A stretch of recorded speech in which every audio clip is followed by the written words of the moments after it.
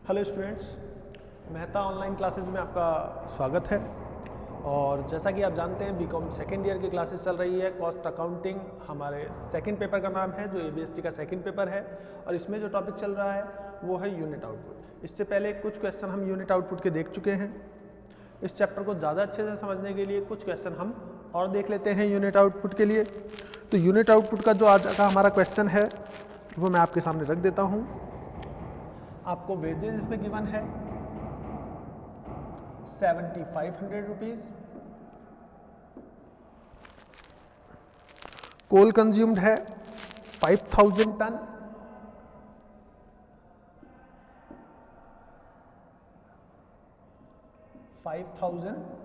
Ton. Cost of coal है, cost of coal 7.50 rupees per ton. और royalty है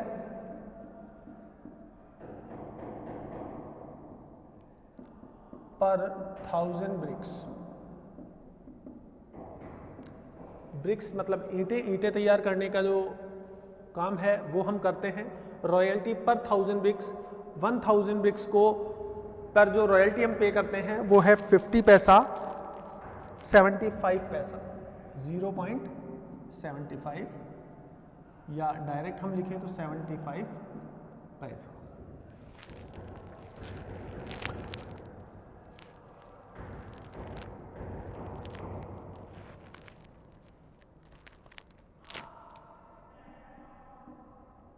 cost of plant है, cost of plant 1,50,000 rupees. Depreciation on plant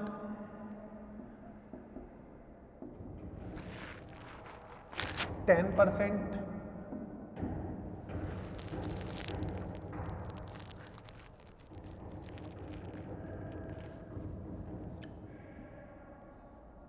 removal of overburden,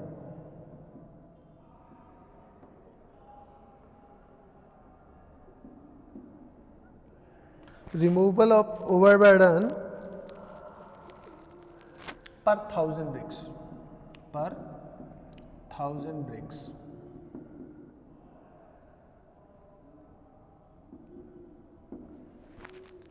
ये है आपके 50 पैसा।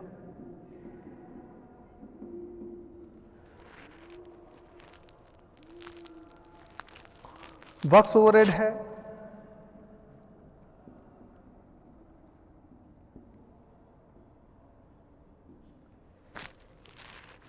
वर्क्स ओवरहेड आपको गिवन है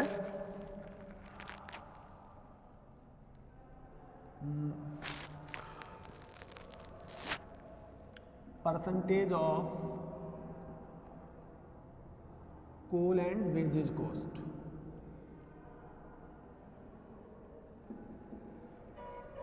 और इसी के साथ ऑफिस ओवरहेड है,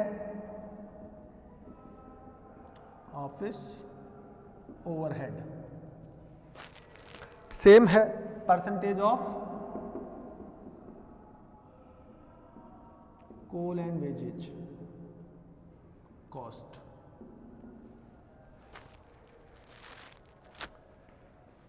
या इसको हम डायरेक्ट लिख लेते हैं 10% of coal and wages cost, और इसको लिख लेते हैं 8%। 10% of coal and wages cost, 8% of coal and wages cost. तो वर्क्स ओवरहेड, ऑफिस ओवरहेड आप लिख चुके हैं। ब्रिक्स मेड बता देता हूं मैं आपको कि हमने कितनी ईंटें तैयार की है। BRICS made 1,01,000, 1,52,284 BRICS.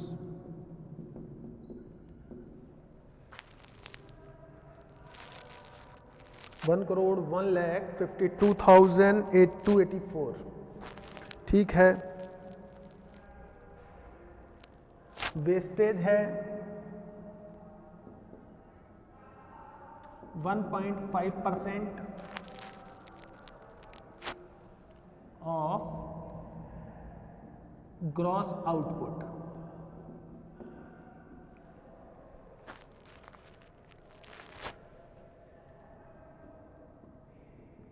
BRICS sold 80 lakh,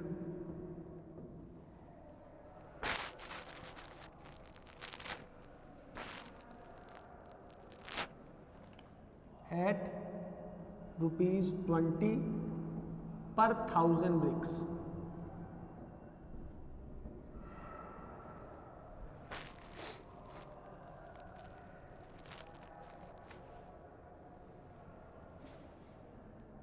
Opening stock of bricks, ये आपके पास है 20 लाख और क्लोजिंग स्टॉक ऑफ ब्रिक्स ये आपके पास है 40 लाख। ये ब्रिक्स है, ये सब रुपीस है। अब आपको ये बता दूं कि हमें बनाना क्या है, तो मैं आपको बता देता हूं। यू आर टू प्रिपेयर, यहां पे लिख देते हैं हम, you are to prepare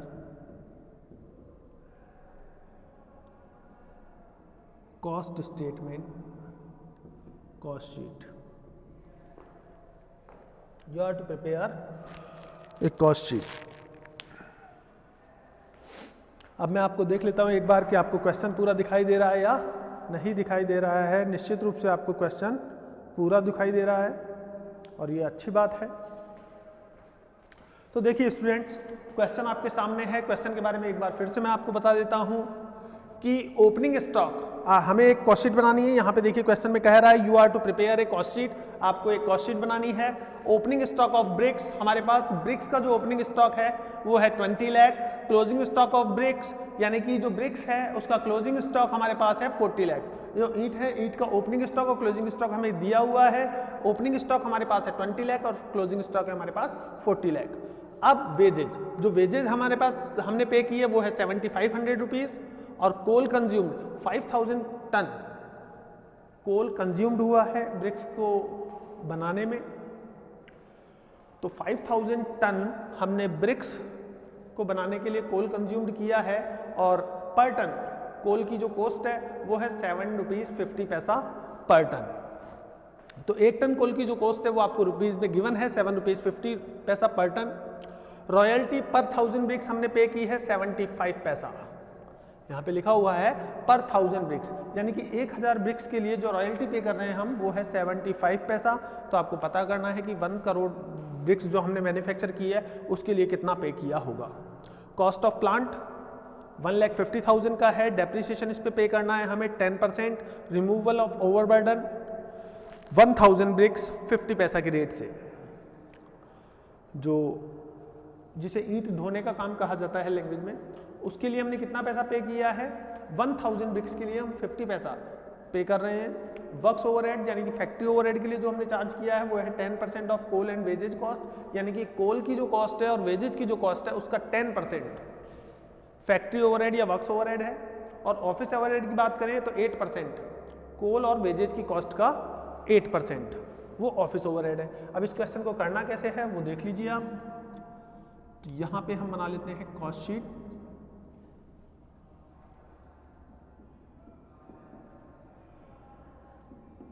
cost sheet of ABC limited, जो भी कंपनी का नाम है वो लिख देते हैं हम।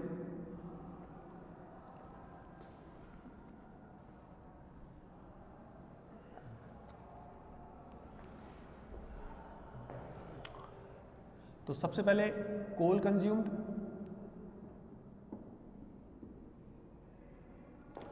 5000 टन कोल है और ₹7.50 की रेट से है, तो आप मल्टीप्लाई कर सकते हैं और मल्टीप्लाई करके हमें मालूम पड़ जाएगा कि कितने रुपए का कोल कंज्यूम्ड हुआ है। तो हम देख सकते हैं कि हमारा जो कोल कंज्यूम्ड हुआ है वो है 37,500। तो हमने जो कोल कंज्यूम्ड किया है वो 37,500 का कोल कंज्यूम्ड किया है। अब हम बात करें वेजेस की, तो वेजेस हमें गिवन है, वेजेस है हमारे पास 7,500। इसके अलावा रॉयल्टी है, तो रॉयल्टी देखिए हमने ब्रिक्स बनाई है 1,52,284, 1,52,284। इसका 1.5% आप कैलकुलेट कर लीजिए, तो 1.5% इसका जब कैलकुलेटर पे आप कैलकुलेट करेंगे तो वो आएगा 1,52,284, यानी कि ये वेस्टेज हो गया, ये वेस्टेज है। यहाँ पे ये कह रहा है वेस्टेज 1.5% ऑफ ग्रॉस आउटपुट, तो ग्रॉस आउटपुट हमारा कितना है 1,52,284। ये ब्रिक्स हमारा ग्रॉस आउटपुट है, इसका 1.5% लॉस हुआ है, हमें वेस्टेज गई है, तो जो प्रोडक्शन हुआ है वो हुआ है 1 करोड़ ब्रिक्स का। ये प्रोडक्शन है या नेट प्रोडक्शन कह सकते हो आप इसको।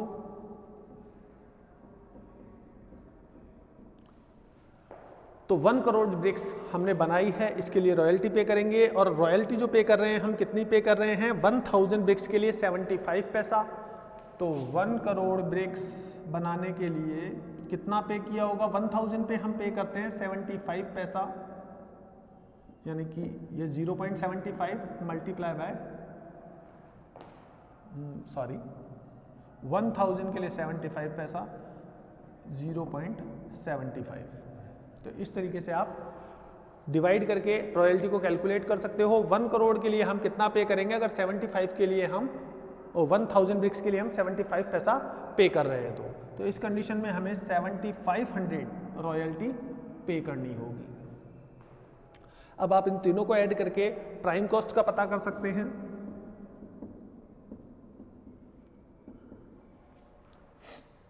तो देखिए 37,500 और 7,500 ये 45,000 हो जाते हैं। 45,000 में आप 7,500 और ऐड कर दीजिए तो ये हो जाता है 52,500 रुपीज़। तो 52,500 ये जो आती है ये आपके पास प्राइम कॉस्ट आ जाती है।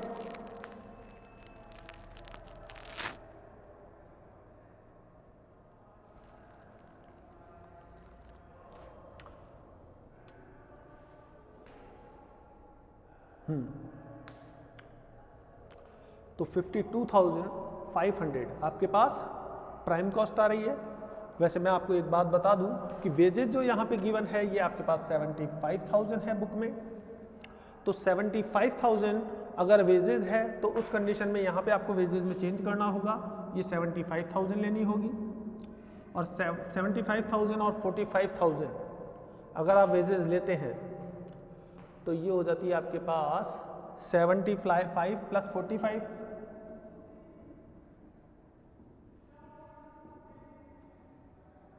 120, तो 1,20,000 ये आपके पास प्राइम कॉस्ट का टोटल आ जाएगा।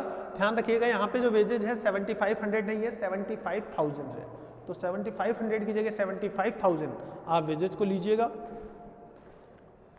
तो कोल कंज्यूम्ड आपका था 5,000 मल्टीप्लाई बाय 7 रुपीज़ 50 पैसा पर टन की रेट से 37,500 का कोल हो जाता है।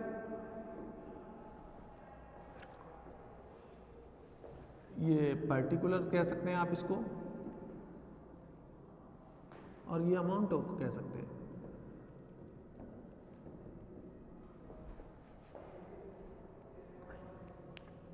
कोल कंज्यूम्ड, वेजेज और रॉयल्टी ये सब आपने लिख दिया। इसके बाद आती है वर्क्स ओवरहेड की बारी या वर्क्स एक्सपेंसेस की बारी। तो वर्क्स ओवरहेड के बारे में मैं आपको बता दूं कि सबसे पहले आप ये ले सकते हैं, वर्क्स ओवरहेड में कह रहा है 10% ऑफ कोल एंड वेजेज।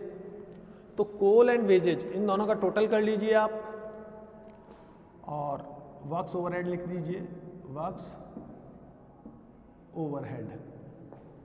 तो 1,12,500 टोटल होता है, इसका 10% आप निकाल लीजिए, ये हो जाएगा 11,250। तो कोल और वेजेज इन दोनों का टोटल ले लीजिए 37,500 और 75,000 इन दोनों का टोटल हो जाता है 1,12,500। इसका 10%, यहाँ पे कह रहा है वर्क्स ओवरहेड क्या है 10% of coal and wages cost.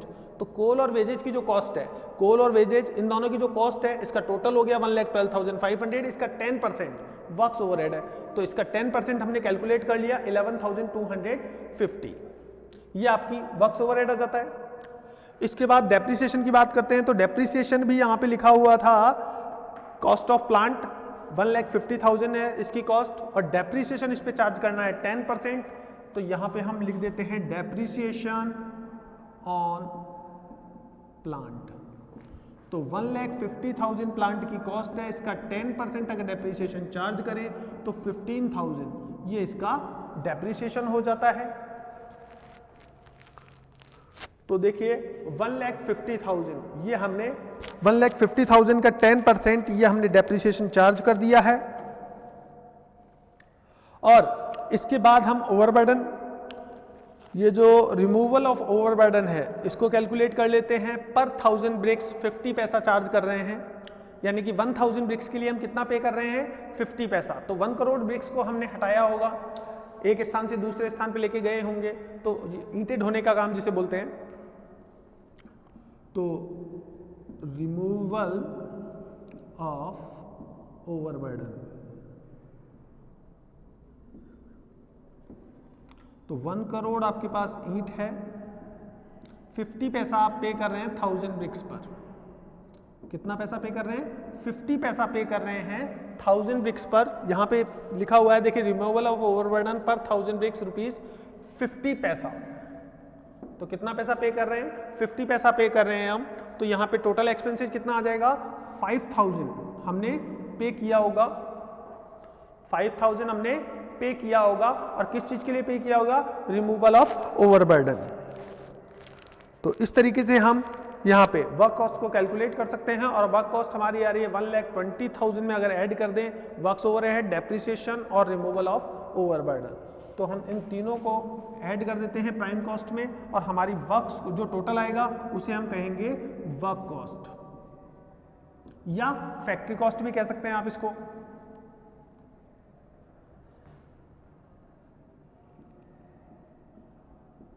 ये आपकी वर्क कॉस्ट हो जाती है 1,51,250। तो वर्क कॉस्ट आपने कैलकुलेट कर ली। अब इसके बाद ऑफिस ओवरहेड देखते हैं। तो ऑफिस ओवरहेड हमारे पास दिया हुआ है 8% of coal and wages cost. तो देखिए कोल एंड वेजेज, कोल और वेजेज हमारे पास पहले कितना था 37,500। यहाँ पे देखिए कोल हमने दे रखा है 37,500 और वेजेज की कॉस्ट है 75,000। यानी कि ऑफिस ओवरहेड की अगर हम बात करें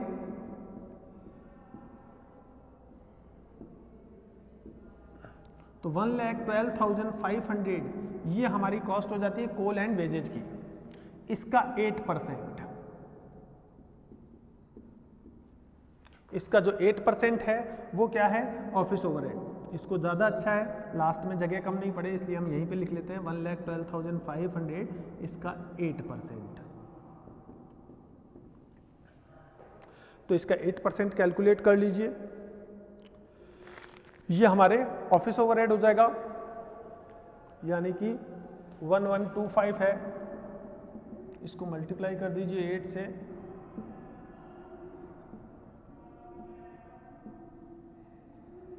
₹9,000। तो 9,000 रुपीज ऑफिस ओवरहेड था, ये हमने ऑफिस ओवरहेड लिख दिया है। तो देखिए वेजेज हो चुका, हम लिख चुके हैं, कोल कंज्यूम लिख चुके हैं, कॉस्ट ऑफ कोल भी हो चुका, रॉयल्टी हो गई, cost of plant depreciation charge हो चुका, इस पे रिमूवल ऑफ ओवरबर्डन हो चुका, वर्क्स ओवरहेड हो चुका, ऑफिस ओवरहेड हो चुका।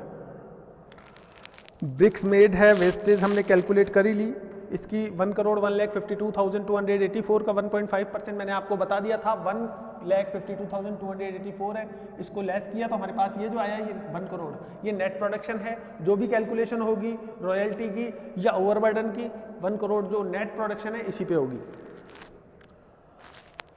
अब 1,51,284 में 9,000 जो ऑफिस ओवरहेड है जोड़ने के बाद जो टोटल आता है वो आता है 1,60,250। इसे हम कहेंगे cost of production. Cost of production. अब ऐड करेंगे opening stock of finished good, opening stock of finished goods, और लेस करेंगे closing stock of finished good.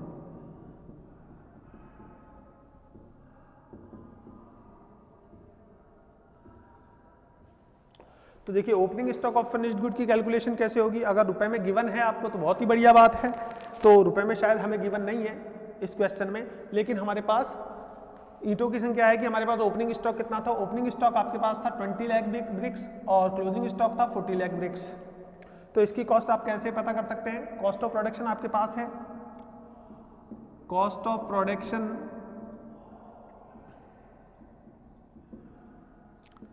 Divided by unit produced multiply by unit of stock. तो देखिए unit of stock को multiply कर दीजिए आप कॉस्ट ऑफ प्रोडक्शन से, तो ये आपके पास आ जाएगी value of stock, value of stock. तो वैल्यू ऑफ स्टॉक आपको पता करनी हो तो कॉस्ट ऑफ प्रोडक्शन में डिवाइड कीजिए यूनिट प्रोड्यूस्ड का, मल्टीप्लाई कर दीजिए यूनिट ऑफ स्टॉक से। अब आपको ओपनिंग स्टॉक लेनी है तो दोनों जगह ओपनिंग स्टॉक लीजिएगा, और अगर क्लोजिंग स्टॉक लेना है तो दोनों जगह क्लोजिंग स्टॉक। जैसे मेरे को ओपनिंग स्टॉक की वैल्यू पता करनी है तो यहाँ पे कॉस्ट ऑफ प्रोडक्शन हमारे पास कितनी है 1,60,250, तो 160,250 ये मेरे पास कॉस्ट ऑफ प्रोडक्शन है। यूनिट प्रोड्यूस्ड, जो यूनिट प्रोड्यूस्ड है मेरे पास वो कितनी है 1 करोड़, मल्टीप्लाई बाय, अब unit of stock, unit of stock कितनी है मेरे पास 20 लाख। ओपनिंग स्टॉक की वैल्यू पता करनी है मेरे को, वैल्यू ऑफ ओपनिंग स्टॉक। तो ओपनिंग स्टॉक की अगर मेरे को वैल्यू पता करनी है तो ओपनिंग स्टॉक से मल्टीप्लाई कर दीजिए जितनी यूनिट है। तो ओपनिंग स्टॉक की यूनिट है मेरे पास 20 लाख, 20 लाख ब्रिक्स मैंने तैयार की थी, तो इसकी वैल्यू पता करनी है मेरे को। 1 करोड़ से ये डिवाइड हो जाएगी 5 टाइम्स, 5 में का डिवाइड कर दीजिए इसमें 160 250 में, तो 160 250 डिवाइडेड बाय 5, ये हो जाता है 5 3 जा और 2 फिर 0 5 0।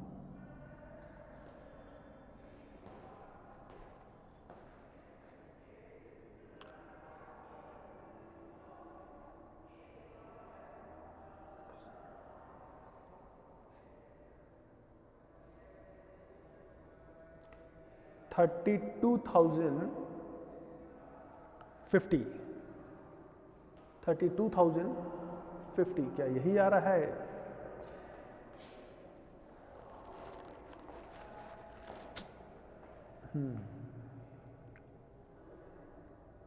$1,60,250 में अगर डिवाइड दें हम 5 का, तो हमारे पास जो वैल्यू आएगी cost of production, cost of production हम कैलकुलेट कर चुके हैं और हमें पता भी क्या करना था, ओपनिंग स्टॉक की वैल्यू आ रही है 32,050। तो ओपनिंग स्टॉक ऐड करते हैं, ऐड कर दीजिए और लेस करते हैं closing stock of finished good. तो closing stock of finished good के बारे में हम बता देते हैं। क्लोजिंग स्टॉक हमारे पास है 40 लाख, तो इसकी वैल्यू पता करनी हो तो देखिए कॉस्ट ऑफ प्रोडक्शन है 1,60,250, इसमें डिवाइड कीजिए जितना आपने प्रोडक्शन किया है 1 करोड़ का और मल्टीप्लाई कर दीजिए जितना स्टॉक आपके पास बचा हुआ है 40 लाख।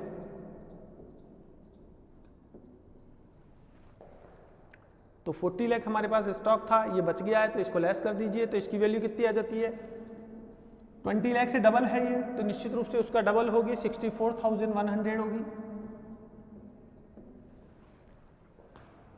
तो 64,100 ये आपके क्लोजिंग स्टॉक आ जाता है। ओपनिंग स्टॉक को ऐड कीजिए, क्लोजिंग स्टॉक को लेस कीजिए, तो जो बचेगा वो आपके पास आएगी cost of good sold, cost of good sold.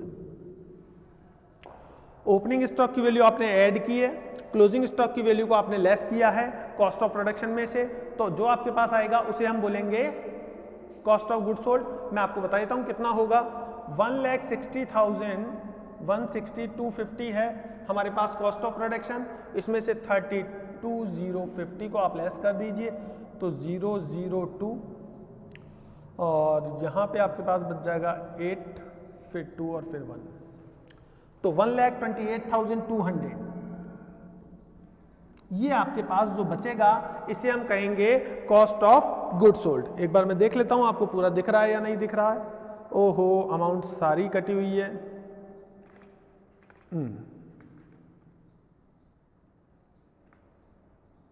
तो उम्मीद करता हूं अब आपको दिख रहा होगा पूरा।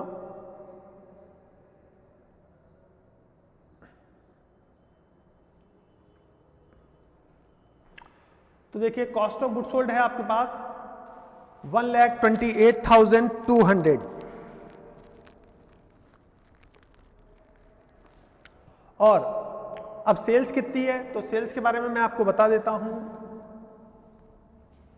देखिए सेल्स, तो सेल्स आपको यहां पे दी हुई है ब्रिक्स सोल्ड 80 लाख एट ₹20 पर 1000 ब्रिक्स, यानी कि 1000 ब्रिक्स जो हमने सेल की है 20 रुपीज में सेल की है।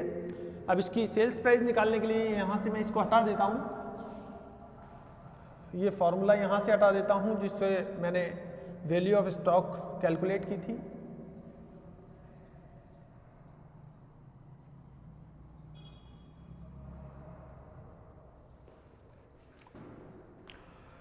तो देखिए 1,28,200 ये है कॉस्ट, जिसे हम टोटल कॉस्ट कह सकते हैं, कॉस्ट ऑफ गुड सोल्ड कह सकते हैं। अब हमें निकालना है सेल्स। सेल्स कैसे निकलेगी तो आपने देखिए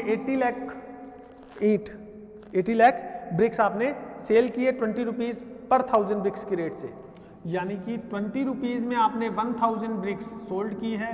80 लाख ब्रिक्स आप कितने में सोल्ड कर देंगे तो ये देख लेते हैं हम।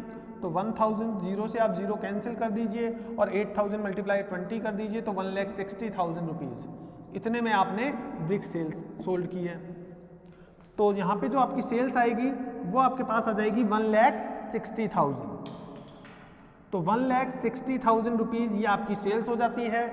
1,60,000 में से आप लेस कर दीजिए कॉस्ट ऑफ गुड सोल्ड 1,28,200 को, तो जो बचेगा वो प्रॉफिट हो जाता है आपका। प्रॉफिट मैं आपको बता दूं आपने कैसे निकाला है। सेल्स में से आपने लेस कर दिया है कॉस्ट ऑफ गुड सोल्ड को, कॉस्ट ऑफ गुड सोल्ड को आपने लेस कर दिया है। तो हमारे पास सेल्स थी 1,60,000, कॉस्ट ऑफ गुड सोल्ड थी 1,28,200, तो आपने इसको लेस किया और ये आएगा 31,800। 1,60,000 में से 1,28,200 को आपने लेस किया तो आपके पास जो प्रॉफिट है वो आ जाता है 31,800 रुपीज। तो इस तरीके से आपने कॉस्ट शीट तैयार की है। यूनिट आउटपुट, इससे पहले काफी क्वेश्चंस हम देख चुके हैं। ये जो क्वेश्चन है काफी फेमस क्वेश्चन है, कई बार एग्जाम में आया हुआ भी है, तो उम्मीद करता हूं कि ये क्वेश्चन आपकी काफी सारी प्रॉब्लम्स को निश्चित रूप से सॉल्व कर देगा। और अब आपको अमाउंट वगैरह भी सारे इजीली दिख रहे होंगे।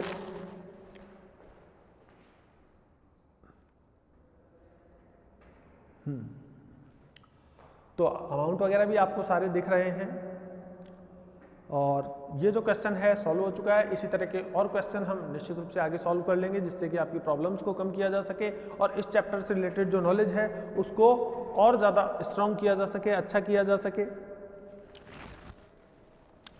फिर मिलते हैं, सी यू सून।